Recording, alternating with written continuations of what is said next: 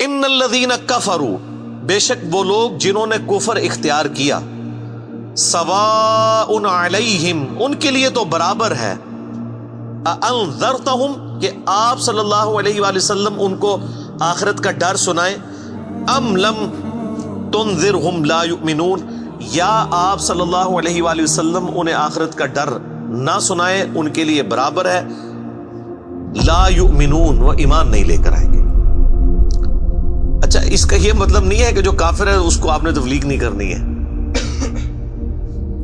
تو یہ کتاب ہدایت پوری انسانیت کے لیے، ھدی للناس وبینات من الہدی والفرقان، اس میں امپلائیڈ ہے ان الذین کفروا، بے شک وہ لوگ جنہوں نے کفر اختیار کیا ہے، جان بوجھ کے آنکھیں بند کی ہوئی ہیں، جس کو ڈاکٹر اسرار صاحب رحمہ اللہ تعالیٰ بڑی پیاری بات کرتے تھے کہ جو شخص سویا ہوا ہے اس کو تو آپ جگا سکتے ہیں، اور جو آنکھیں بند کر کے لیٹا ہوا ہے اس کو کوئی نہیں اٹھا سکتا، کیونکہ وہ پہلے ہی جاگ رہا ہے، جاگنا چاہتا نہیں ہے۔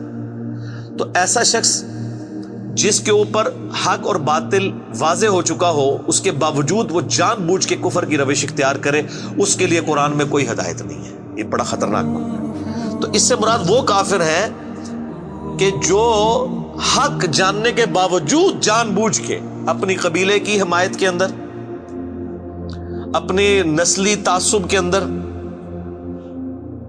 یا جیلسی فیکٹر کی وجہ سے، جس طرح یہودی تھے، نبی صلی اللہ علیہ وآلہ وسلم کو ماننے سے انکار کر دیا، وہ سب کے سب اس کیٹیگری میں فال کرتے ہیں۔ ان کے لیے اب آپ ان کو تبلیغ کریں نہ کریں، ان کے لیے برابر ہے، وہ ایمان نہیں لے کر آئیں گے۔ ختم اللہ علی قلوبہم، اللہ نے ان کے دلوں پر مہر لگا دی ہے، سیل کر دیا، یعنی سیل ہو گئی ہے، اب کوئی چیز اس کے اندر داخل نہیں ہو سکتی۔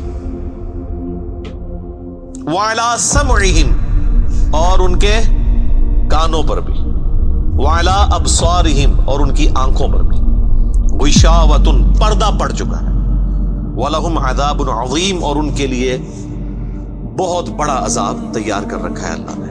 وَلِعَوْذُ بِاللَّهِ تَعَالَى اللہم اجرنا من النار، اللہم اجرنا من النار، اللہم اجرنا من النار۔ اچھا، قرآن کا طالب علم جب اس طرح کی آیات پڑھتا ہے نا تو وہ پریشان ہو جاتا ہے کہ بھئی قرآن تو بہت سٹریٹ فارورڈ ہے، اور آپ دیکھ رہے ہیں کہ اللہ تعالیٰ کے مزاج میں وہ چیزیں نہیں ہیں جو آپ کو میٹھے میٹھے وائزین بتاتے ہیں۔ اس لیے میں کہتا ہوں کتابوں کا خدا اور ہے اور بابوں کا خدا اور۔ قرآن بہت سٹریٹ فارورڈ ہے، کیونکہ یہ کلام کرنے والا کون ہے؟ اللہ، بے پرواہ ہے، اور وہ اسی پیشن کے ساتھ بات کرے گا تو آپ بھی اللہ کو سیریس لیں گے نا۔ اور اگر آپ کو یہ کہانی کرائی جائے گی، خیر ہے، جیسے ایک نانی ماں ہوتی ہیں، ایک دادی ماں ہوتی ہیں، تو اللہ تعالیٰ تو نانی اور دادی سے بھی بڑھ کے رحم کرنے والا ہے۔ یہ کہانی، یہ کس آیت میں، کس حدیث میں لکھی ہوئی ہے یہ بات؟ اور میں اس کو پھر اینٹی وینم الزامی جواب کے طور پہ، پھکی کے طور پہ کہتا ہوں کہ اگر یہ نانی دادی اور ماں کے ساتھ آپ اللہ کو تشبیہ دے رہے ہیں اس کی محبت کو، تو کیا یہ نانی دادی اور ماں والی محبت اللہ تعالیٰ کی ابو جہل اور فرعون کے ساتھ بھی ہے؟ تو سارے کہیں گے نہیں۔ تو جو کلمہ پڑھ کے اللہ کے نافرمان اور باغی ہے ان کے ساتھ بھی ہے؟ نہیں۔ جو اللہ کی طرف رجوع لے آئے ان کے لیے۔ پورے قرآن میں ایک آیت بھی ایسی نہیں ہے کہ جو اللہ کا باغی ہو، رجوع نہ لانے والا ہو، اللہ کہتا ہوں میں اس کو معاف کرنے والا ہوں۔ ہمیشہ یہ ہے کہ جو توبہ کر لے، اپنی اصلاح کر لے، رجوع لے آئے۔ یہ درجنوں آیات ہیں، وہ وقت کے ساتھ آئیں گی، ورنہ تو میں اسی آیت کے اوپر ہی پورا یہ لیکچر ختم کر دوں گا، پھر آپ کا وہ یہ مصحف تو پچھلا تو 9 سال میں ختم ہوا ہے، یہ 18 سال میں بھی ختم نہیں ہونا۔ لیکن جنرل میں بات ضرور کروں گا تاکہ آپ کو ایک کنسیپٹ کلیئر ہو کہ جو باتیں بتائی گئی ہیں بالکل نان سینس باتیں ہیں، اس طرح کا کوئی کنسیپٹ نہیں ہے اسلام کے اندر۔ ایک میرا یوٹیوب پہ کلپ بھی ہے، اللہ کی رحمت سے دھوکا، وہ آپ کلپ دیکھیں، میں نے اس میں کراس ریفرنس کے طور پہ کئی آیات پیش کی ہیں کہ یہ آپ کو بالکل کہانی کرائی گئی ہے۔ اللہ تعالیٰ اپنے معاملات میں بہت سخت ہے۔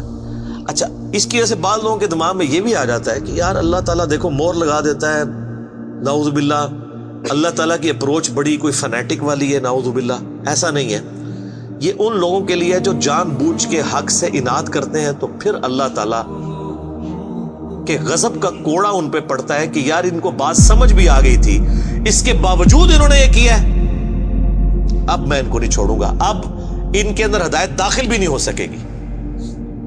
یہ بہت، یعنی اس کو کہتے ہیں پوائنٹ آف نو ریٹرن. اب اس پہ اللہ تعالیٰ کو کوئی پوچھ نہیں سکتا، اس کو اللہ نے بین کیا ہے. لا يسأل عما يفعل وهم يسألون. اللہ کو کوئی نہیں پوچھ سکتا اس نے کوئی کام کیوں کیا. اللہ ہر ایک کو پوچھ سکتا ہے. یہ اللہ کو گلہ نہیں کیا جا سکتا. رب ہے، مالک ہے، اس نے اپنے لیے رول طے کیا کہ بھئی جب پوائنٹ آف نو ریٹرن پہ کوئی بندہ پہنچے گا، سچائی قبول کرنے کے باوجود وہ حق سے اناد کرے گا، اس کو نظر آ جائے گی سچائی ہے، پھر بھی وہ اناد کر دے گا، پھر میں موت لگا دوں گا. آؤ پھر وقت کا پیغمبر بھی اس کو ہدایت نہیں دے سکتا. انک لا تہدی من احببت ولکن اللہ یہدی من یشاء. اے نبی، جس سے تم محبت کرتے ہو تم بھی اسے ہدایت نہیں دے سکتے. اللہ جسے چاہتا ہے ہدایت دیتا ہے. ہدایت کس کو دیتا ہے؟ والذین جاہدوا فینا لنہدینہم سبلنا. جو لوگ ہماری راہ میں کوشش کریں گے ان کے لیے ہم اپنی راہیں کھولیں گے. اس کائنات کی سب سے ایلیٹ چیز ایمان ہے، جس کے اوپر ہمیشہ کی کامیابیوں اور ناکامیوں کا فیصلہ ہونے والا ہے. تو آپ کیا سمجھتے ہیں کہ آپ کو یہ راہ چلتے فٹ پاتھ پہ گری پڑی مل جائے گی؟ اس کے لیے کوئی ایفرٹ پٹ نہیں کرنی پڑے گی. اور دنیا میں جس چیز کی منفعت چند سالوں کے لیے ہو وہ بھی اتنی ایفرٹ پٹ کرنے کے بعد ملتی ہے. اور جس سے ہمیشہ کی کامیابیاں آپ کا مقدر ہونے والی ہیں، آپ سمجھتے ہیں کہ وہ آپ کو چنگے جی لگ جائے گی، مفت میں ہی مل جائے گی؟ نہیں، ناٹ ایٹ آل.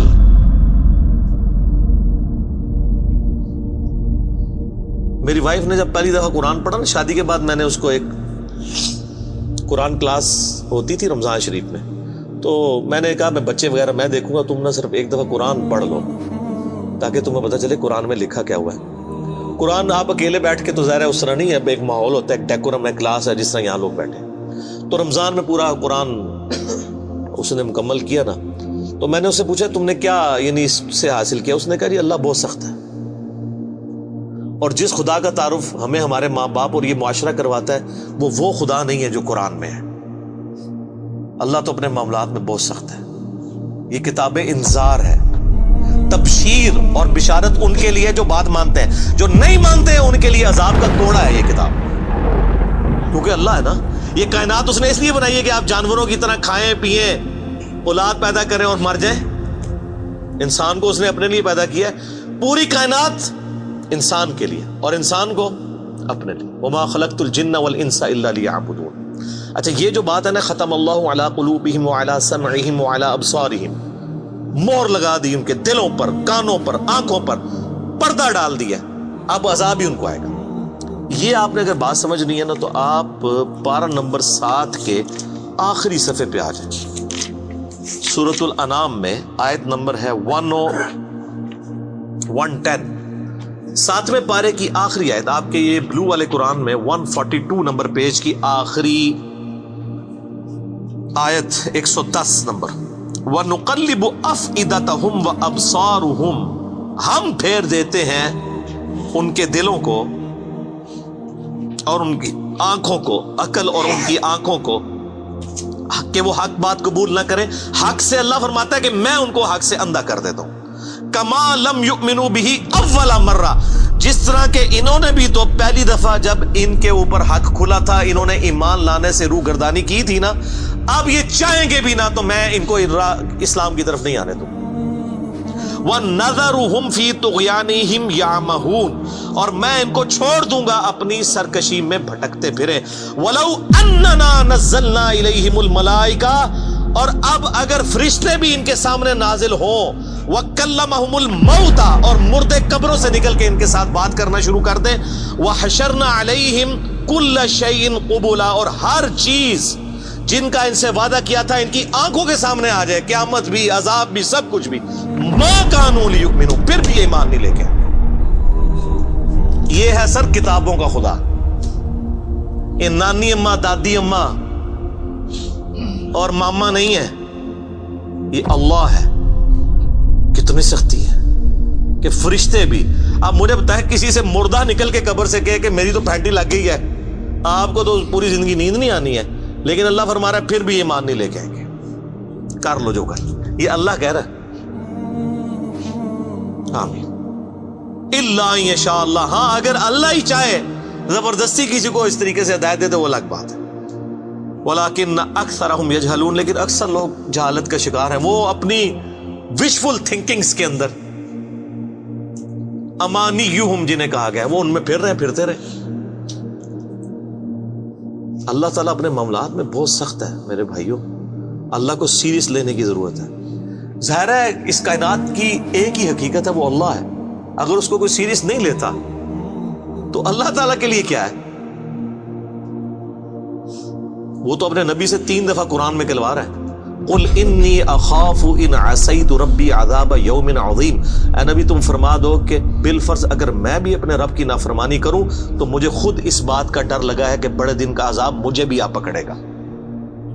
جی سورۃ الانعام، سورہ یونس، سورہ الزمر، 3 سورتوں میں یہ ایک آیت 3 دفعہ آئی ہے۔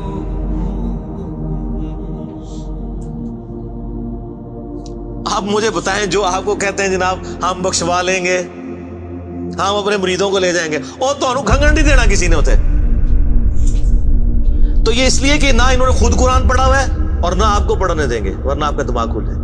او جی گاڈ از آل لونگ، یہ کرسچنز نے بھی ایک دھوکہ دیا ہے نا، گاڈ از آل لونگ، تو میں نے ان کو بھی پھکی دی تھی کہ اگر گاڈ از آل لونگ ہے اور وہ آل لونگ کا کانسیپٹ پھر صوفیاء کے ہاں ادھر مسلمانوں میں بھی داخل ہوا، وہ جی اللہ کو ہماری نمازیں چاہیے، اور سر اللہ نے کب کہا مجھے تمہاری نمازیں چاہیے؟ اللہ کہتا ہے تمہیں تمہارے لیے نمازیں چاہیے، اللہ کے لیے نہیں، اپنے لیے۔ گاڈ از آل لونگ، او آل لونگ اس کے لیے ہے جو اس کا بندہ بن جائے گا، باقی کے لیے نہیں۔ تو پھر میں نے ان کو دنیاوی طور پہ ایک الزامی جواب، اینٹی وینم پھکی دی ہے کہ بتاؤ تمہارے دشمن کی بھی بیوی ہو اگر کوئی اور اس کے چھوٹے چھوٹے 4 بچے ہوں، کیا تم اپنے دشمن کے لیے خواہش رکھو گے کہ اس کی بیوی چھوٹے چھوٹے 4 بچے چھوڑ کے مر جائے اور اس کے بچے سوتیلی ماں کے ہاتھوں پٹتے رہے، ان کے مینٹل ماڈلز تک بدل جائیں؟ سارے کہیں گے نہیں نہیں جی، کیوں نہیں؟ دل پسیجتا ہے۔ اچھا آپ کا دل پسیجتا ہے اور آپ نے ہمیں یہ کہانی کرائی ہے کہ اللہ تعالیٰ ماں سے اتنے گنا اور دادی سے اتنے گنا اور نانی سے اتنے گنا محبت کرتا ہے، تو وہ اللہ روزانہ ہزاروں ایسی عورتوں کو موت کیوں دیتا ہے جن کے 4 چھوٹے چھوٹے بچے ہوتے ہیں؟ اس پہ ساروں کی زبانیں گنگ ہو جاتی ہیں۔ اگر وہ آل لونگ ہے کیوں موت دیتا ہے؟ آپ تو اپنے دشمن کی بیوی کو بھی موت نہ دیں، وہ روزانہ ہزاروں ایسی ماؤں کو موت کیوں دیتا ہے جن کے چھوٹے چھوٹے بچے ہوتے ہیں؟ اس کا مطلب ہے آپ نے جو احساسات ڈیولپ کیے ہوئے ہیں کہ اللہ اپنے بندوں کے ساتھ یہ کرتا ہے، وہ نہیں ہے۔ اللہ اپنے احساسات کا اسیر نہیں ہے، اللہ کے وہ جذبات نہیں ہیں جو آپ کے ہوتے ہیں، وہ بے پرواہ ہے۔ ہاں جو اس کا ہو جائے نا اس کے لیے معاملہ الگ ہے۔ وہ صحیح بخاری میں حدیث ہے کہ جس نے میرے ولی کے ساتھ دشمنی کی میرا اعلان جنگ ہے اس کے خلاف،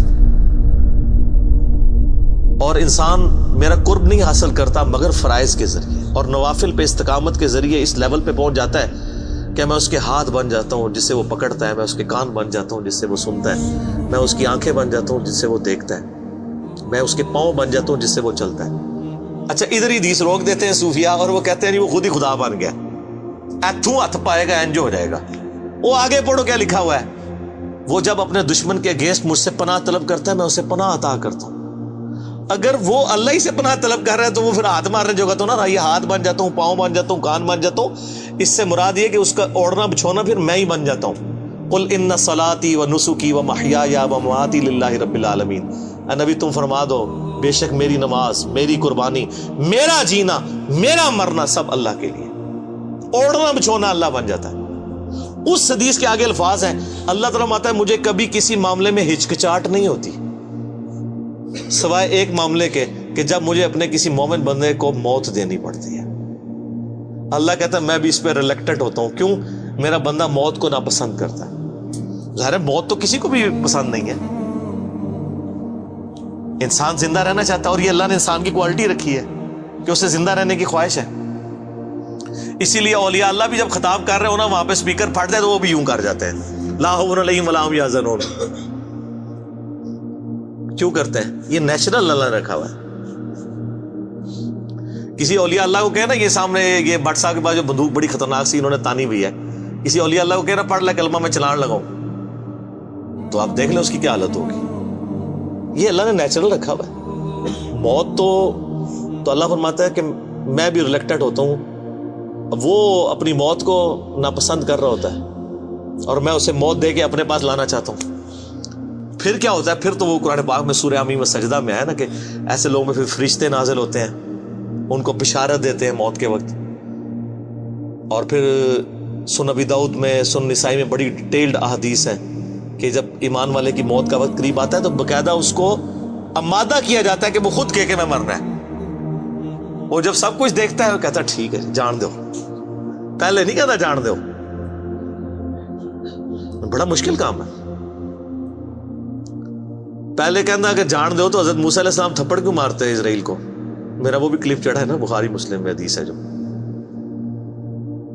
تو یہ بہت سینسٹیو ایشو ہے. اللہ تعالیٰ کے بارے میں آپ اپنے دماغ کھول لیں. یہ آپ وہ کتاب کھول رہے ہیں جو بابوں کی لکھی ہوئی نہیں ہے کتاب، یہ اللہ کی نازل کردہ کتاب ہے. اس کو اسی طریقے سے سمجھنا ہے. شروع میں ہی آپ کا کانٹا نکل جائے گا تو آپ کو آگے قرآن سمجھنا آسان ہوگا. اللہ کے مزاج کو سمجھنا ہے آپ نے، اور یہ دماغ میں بات طے کر لینی ہے کہ بابوں کا خدا اور ہے اور کتابوں کا خدا اور. یہ آپ جو پڑھ رہے ہیں نا، یہ وہ خدا ہے جس کا تعارف محمد رسول اللہ صلی اللہ علیہ وآلہ وسلم نے آپ کو کروایا. یہ وہ خدا ہے جس کا تعارف پیغمبروں نے کروایا، اور پیغمبروں نے ان کتابوں کے ذریعے کروایا جو اللہ نے ان پہ نازل کی تھی. یہ مولانا روم کے مثنوی شریف والا خدا نہیں ہے، یہ قرآن شریف والا خدا ہے. وہ کہتے ہیں وہ مثنوی مولانا روم جو ہے وہ فارسی کا قرآن ہے. استغفر اللہ تو بولی ایڈیاں کہانیاں، ایڈے جھوٹ، اتنی انبیاء کی گستاخانہ واقعات اس کے اندر ہیں، اور اس کو کہتے ہیں فارسی کا قرآن ہے. سر فارسی کا قرآن وہی ہوگا جو قرآن کا ترجمہ فارسی میں شاہ ولی اللہ دہلوی نے کیا ہوا ہے. باقی وہ کہانیاں لکھتا رہے، وہ قرآن نہیں بنتا. تو یہ ساری میں نے گفتگو شروع میں ہی کانٹا نکال دیا. مصطفیٰ